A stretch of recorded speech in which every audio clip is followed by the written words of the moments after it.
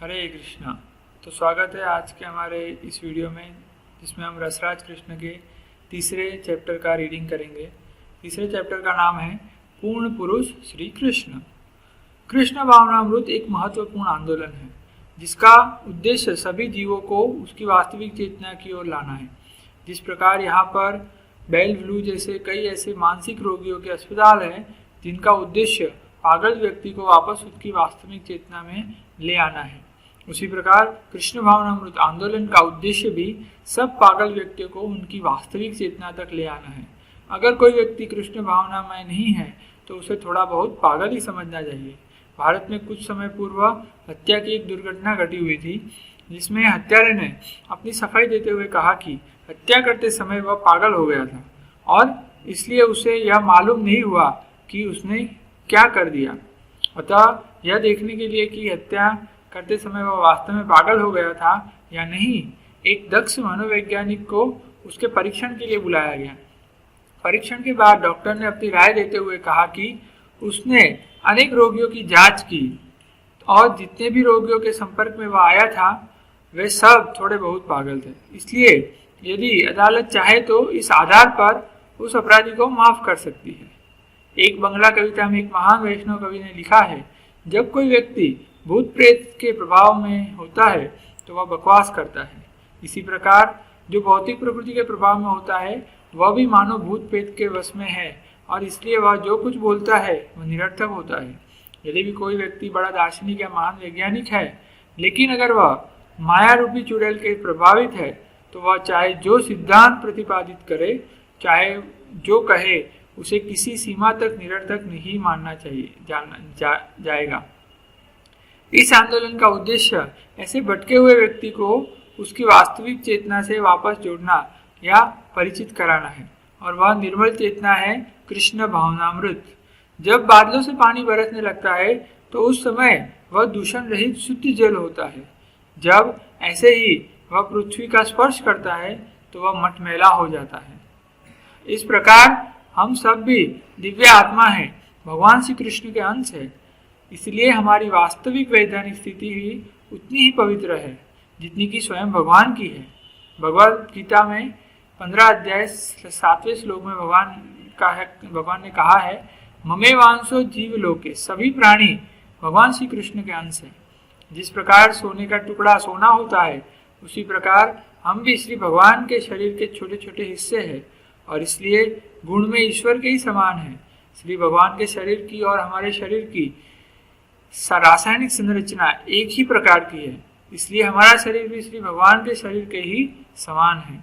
क्योंकि रासायनिक संरचना एक सी है, लेकिन बरसाती पानी जिस तरह जमीन पर गिरता है उसी प्रकार हम भी इस भौतिक संसार के और भौतिक प्रकृति के संपर्क में आते हैं, जो कि श्री कृष्ण की भौतिक शक्ति से ही संचालित है।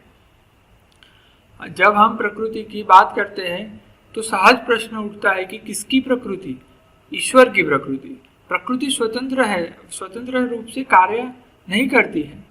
यह सोचना कि प्रकृति स्वतंत्र है मूर्खता है। श्रीमद् भगवद गीता में स्पष्ट रूप से कहा गया है कि भौतिक प्रकृति स्वतंत्र नहीं है। एक यंत्र को काम करते देख मूर्ख व्यक्ति सोचता है कि वह अपने आप काम कर रहा है, परंतु वास्तव में ऐसा नहीं है, बल्कि एक चालक होता है जो उसे चला रहा है।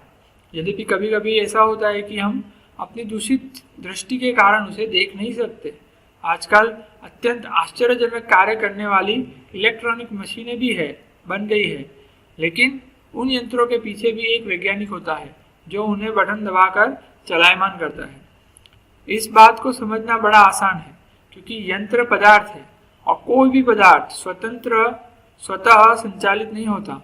उसे किसी न किसी चेतन निर्देश और संचालन की आवश्यकता होती है।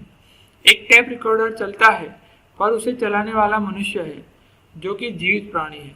यंत्र अपने आप में पूर्ण है, पर जब तक कोई चेतन आत्मा उसे नहीं चलाता वह नहीं चलेगी। इसलिए हमें इस बात को विश्वास पूर्वक मान लेना चाहिए कि प्रकृति का यह विराट रूप एक बड़ी यंत्र है, किंतु इसे चलाने वाला या इसका संचालन करने वाला ईश्वर अर्थात भगवान श्री कृष्ण है। श्रीमद् भगवद गीता में भगवान श्री कृष्ण कहते हैं, मया अध्यक्षेन प्रकृति सूयते च सचराचरम, अर्थात सारी भौतिक प्रकृति मेरे निर्देशन और मेरी इच्छा के अनुसार कार्य कर रही है। श्रीमद् भगवद गीता 9वां अध्याय 10वां श्लोक। इस संसार में दो प्रकार के जीव होते हैं, चल जैसे मनुष्य, पशु पक्षी, कीड़े मकोड़े आदि, और अचल जैसे पेड़ और पर्वत। भगवान श्री कृष्ण कहते हैं कि भौतिक प्रकृति जो कि इन दोनों प्रकार के तत्वों का नियंत्रण करती है, उसके निर्देशन के अनुसार काम करती है।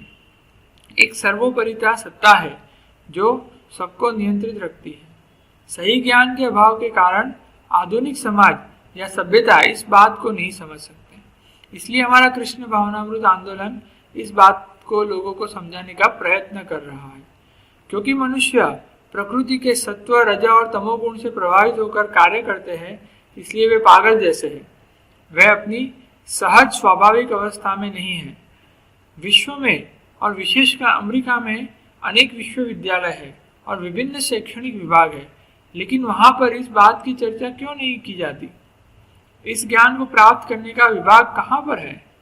सन 1968 में जब मैं बॉस्टन गया और मुझे वहां पर मैसेच्यूसेट्स तकनीक संस्था में भाषण देने के लिए आमंत्रित किया गया, वहां पहुंचकर मैंने पहला सवाल यह किया था कि वह तकनीकी विभाग कहाँ है जो जीवित और मृत व्यक्ति के बीच में अंतर की खोज कर रहा है। जब एक व्यक्ति मर जाता है तो इसका अर्थ है कि कोई चीज चली जाती है। अब कौन सी ऐसी तकनीक है जो उस चीज को वापस ला सकती है? वैज्ञानिक इस बात का प्रयत्न क्यों नहीं करते? वे ऐसा प्रयत्न इसलिए नहीं करते कि यह बहुत कठिन विषय है, इसलिए वे इसे एक और रख देते हैं।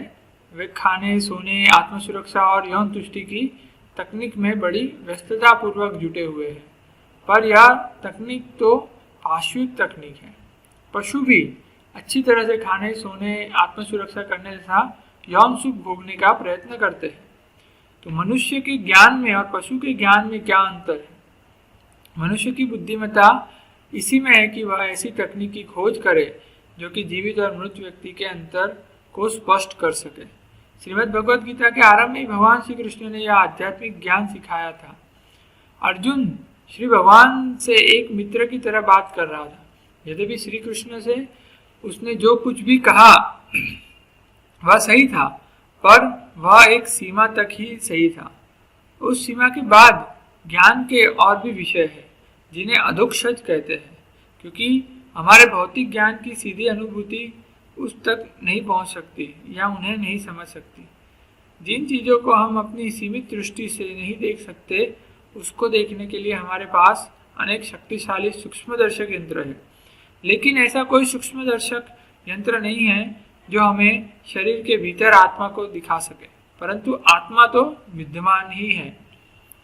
श्रीमद् भगवद गीता हमें सूचित करती है कि इस शरीर के अंदर ही एक स्वामी है। मैं अपने शरीर का स्वामी हूँ और दूसरे अपने शरीर के स्वामी हैं।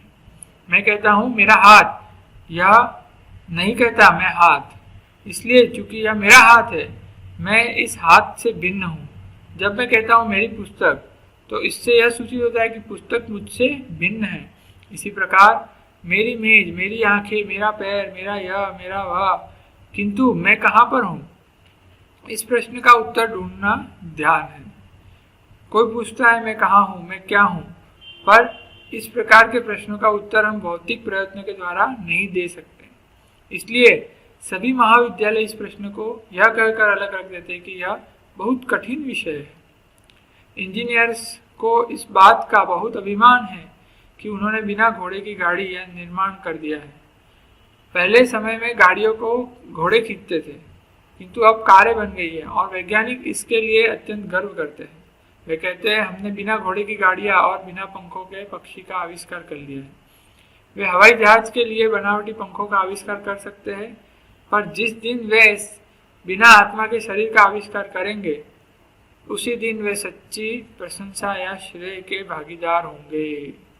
इस प्रकार का आविष्कार कभी हो ही नहीं सकता, क्योंकि कोई भी यंत्र आत्मा की अनुपस्थिति में काम नहीं कर सकती। कंप्यूटर को चलाने के लिए भी एक प्रशिक्षित व्यक्ति की आवश्यकता होती है। इसी प्रकार हमें यह समझ लेना चाहिए कि यह महान भौतिक ब्रह्मांड रूपी यंत्र भी परमात्मा के द्वारा ही संचालित है और वह है भगवान श्री कृष्ण। आधुनिक वैज्ञानिक उस परम कारण अथवा उस अंतिम नियंता की खोज में है जो कि इस भौतिक प्रकृति का संचालन कर रहे हैं। वह हर रोज नए नए सिद्धांत प्रस्तुत करते हैं, पर हमारे ज्ञान का साधन बिल्कुल पूर्ण और आसान है, क्योंकि हम इस ज्ञान को पूर्ण पुरुष श्री कृष्ण से सुन रहे हैं। श्री कृष्ण कहते हैं, इसलिए हम यह तुरंत समझ जाते हैं कि यह ब्रह्मांड रूपी यंत्र जिसका यह पृथ्वी एक भाग है, इसलिए इतनी अच्छी व आश्चर्यजनक तरह से कार्य कर रहा है, क्योंकि उसको चलाने वाले भगवान श्री कृष्ण हैं। जिस प्रकार किसी भी यंत्र के पीछे एक चालक होता है, उसी प्रकार भौतिक प्रकृति के इस महान यंत्र के चालक है भगवान श्री कृष्ण। ज्ञान प्राप्ति की हमारी प्रक्रिया बहुत आसान है। श्रीमद् भगवद गीता की हमारे ज्ञान का स्तोत्र है, जिसे पूर्ण पुरुषोत्तम भगवान ने दिया था। कुछ लोग इस बात पर विवाद कर सकते हैं कि यद्यपि हमने श्री कृष्ण को पूर्ण रूप से स्वीकार कर लिया है, पर दूसरे लोग तो उसे स्वीकार नहीं करते, किंतु वह पूर्ण पुरुष है, क्योंकि इस बात को कई प्रामाणिक शास्त्रों और आचार्य मानते आए हैं। यह हमारी सनक नहीं है कि हम श्री कृष्ण को परिपूर्ण मानते हैं।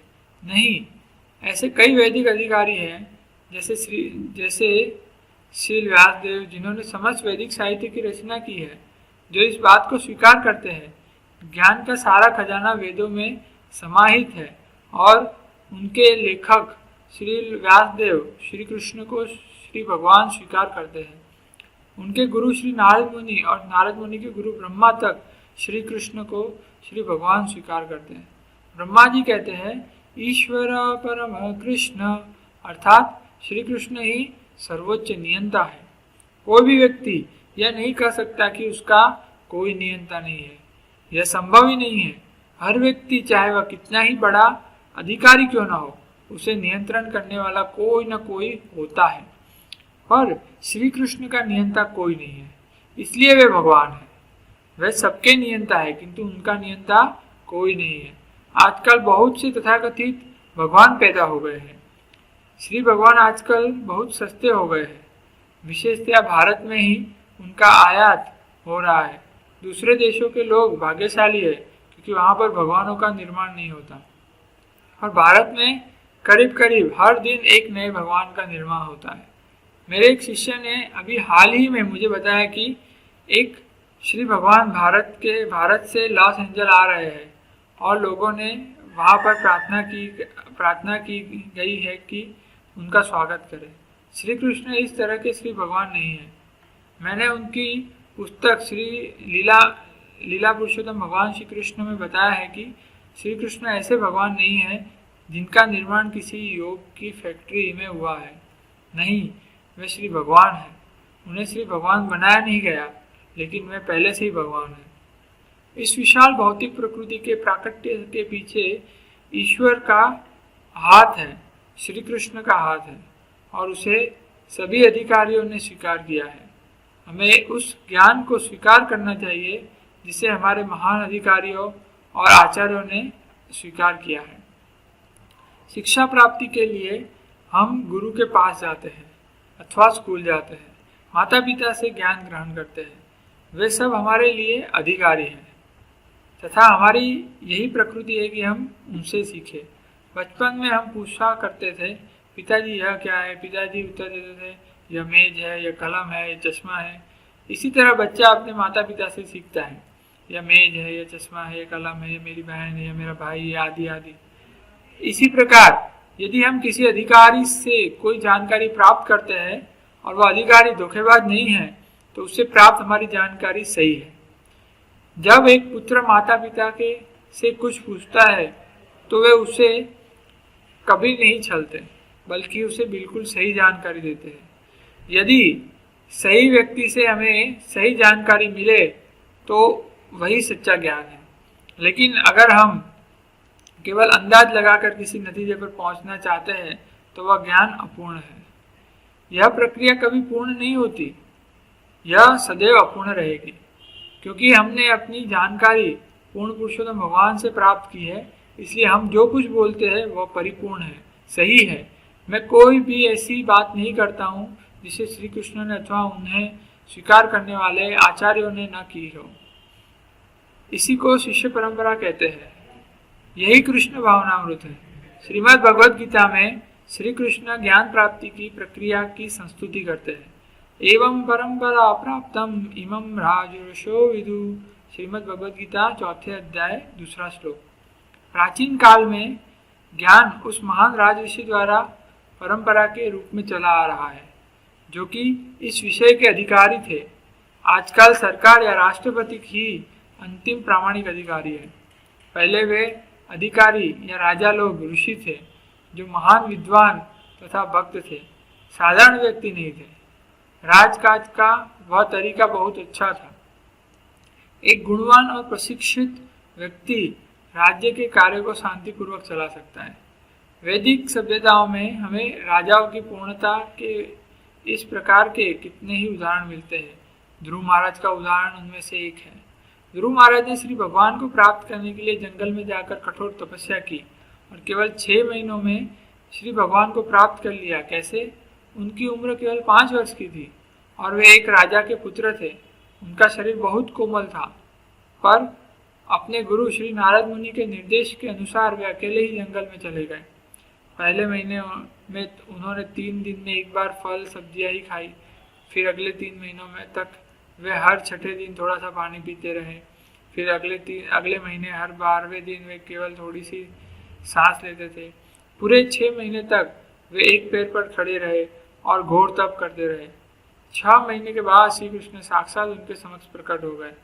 यदि हम भी संयम रखकर तपस्या करेंगे तो एक दिन हमारे सम्मुख श्री भगवान साक्षात प्रकट हो जाएंगे। यही जीवन की पूर्णता है। कृष्ण भावनामृत आंदोलन तप पर आधारित है। यह कठिन नहीं है।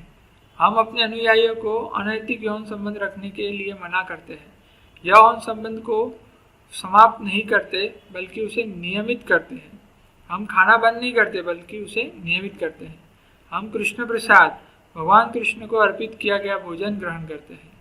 हम यह नहीं कहते कि खाना मत खाओ, किंतु हम कहते हैं कि मांस मत खाओ। इसमें क्या कठिनाई है? कृष्ण प्रसाद कई प्रकार की अच्छी तरह पकाई गई सब्जियों और फलों से मिलकर बनता है, अतः इसमें कोई कठिनाई नहीं है। अनैतिक यौन संबंध की मनाही का अर्थ है कुत्ते बिल्लियों के समान व्यवहार मत करो। विवाह करके एक ही पुरुष तथा स्त्री से संतुष्ट रहो। हमें अपने आप को नियमित करना चाहिए और तपस्या करनी चाहिए। यद्यपि जैसा तप ध्रुव महाराज ने किया वैसा तप हमारे लिए असंभव है। आज के समय में यह संभव नहीं कि ध्रुव महाराज की नकल करें, परंतु जो तरीके हम बताते हैं उनका पालन संभव है। जो कोई इन नियमों का पालन करेगा वह कृष्ण भावनामृत में आध्यात्मिक प्रगति कर सकेगा। जैसे जैसे एक व्यक्ति कृष्ण भावनामृत में प्रगति करता चलता है वैसे वैसे उसका ज्ञान भी पूर्ण होता रहता है। एक ऐसा वैज्ञानिक या दार्शनिक बनने का क्या लाभ जो कि यह भी नहीं बता सकता कि उसका अगला जन्म क्या होगा। कृष्ण भावनामृत के अनुयायी बड़ी आसानी से बता सकते हैं कि उनका अगला जीवन क्या होगा, श्री भगवान क्या है, हम क्या है और श्री भगवान के साथ हमारा संबंध क्या है। इसका ज्ञान संपूर्ण है क्योंकि ये ज्ञान की सही किताब ही है। जैसे श्रीमद् भगवद गीता और श्रीमद् भागवतम पढ़ रहे हैं। यह हमारा तरीका है, बहुत आसान है, क्योंकि कोई भी व्यक्ति इसे स्वीकार करके अपने जीवन को सफल बना सकता है। यदि कोई यह कहे कि मैं शिक्षित नहीं हूँ और पुस्तकें नहीं पढ़ सकता, तो उसके लिए भी ऐसी संभावना है जिससे वह अपने जीवन को सफल बना सकता है। वह केवल भगवान के नाम हरे कृष्ण का जप कर सकता है। श्री कृष्ण ने हमें एक जिह्वा और 2 कान दिए हैं और हमें यह जानकर आश्चर्य हो सकता है कि श्री कृष्ण को आंखों के द्वारा नहीं बल्कि जिह्वा के द्वारा जाने जाते हैं। जिह्वा के बाद दूसरी इंद्रियों का क्रम आता है, पर सब इंद्रियों में जिह्वा प्रमुख है। हमें चाहिए कि हम अपनी जिह्वा को नियंत्रित करें। अब प्रश्न उठता है, इसे नियंत्रित कैसे करें? केवल हरे कृष्ण का जप करने और कृष्ण प्रसाद ग्रहण करने से यह जिह्वा नियंत्रित हो सकती है। कोई भी व्यक्ति भगवान श्री कृष्ण को इंद्रिय बोध अथवा कोरे तर्क के द्वारा नहीं जान सकता। यह संभव नहीं है, क्योंकि श्री कृष्ण इतने महान हैं कि वे हमारी भौतिक इंद्रियों की परिधि से परे हैं, लेकिन उन्हें समर्पण के द्वारा समझा जा सकता है। इसलिए भगवान श्री कृष्ण हमें इस विधि के पालन की सलाह देते हैं। सर्वधर्मान परित्यज्य माम एकम शरणम व्रज, श्रीमद् भगवद गीता अध्याय 18 श्लोक संख्या 66। अर्थात धर्म की सब विधियों को छोड़कर केवल मुझे समर्पित हो जाओ। हमारी बीमारी यह है कि हम विद्रोही हैं। हम किसी को अधिकारी मानने के लिए तैयार नहीं है। फिर भी प्रकृति इतनी शक्तिशाली है कि वह किसी न किसी अधिकारी को हमारे ऊपर थोप देती है। हमें अपनी इंद्रियों के माध्यम से प्रकृति के आधिपत्य को स्वीकार करना ही पड़ता है। यह कहना कि हम आत्मनिर्भर है व्यर्थ है। यह हमारी मूर्खता है। हम किसी के अधीन हैं और फिर भी हम कहते हैं कि हमें किसी का आधिपत्य नहीं चाहिए। इसी को माया कहते हैं। हालांकि हमें थोड़ी सी स्वतंत्रता अवश्य है कि हम यह चुन सके कि हम अपनी इंद्रियों या आधिपत्य स्वीकार करें या श्री कृष्ण का, किंतु सबसे बड़ा और परम अधिपति तो भगवान श्री कृष्ण ही हैं, क्योंकि वे हमारे शाश्वत शुभचिंतक हैं और वे हमेशा हमारे हित की ओर बात करते हैं। जब हमें किसी का आधिपत्य स्वीकार करना ही है तो क्यों न श्री कृष्ण को ही अपना अधिपति बनाए। केवल श्रीमद् भगवद गीता और श्रीमद् भागवत में है से इसकी महिमा सुनकर और उनके नाम हरे कृष्ण का जप करके हम बड़ी तेजी से अपने जीवन को पूर्ण बना सकते हैं। तो थैंक यू आप सभी का। All the best for your quiz. Hare Krishna.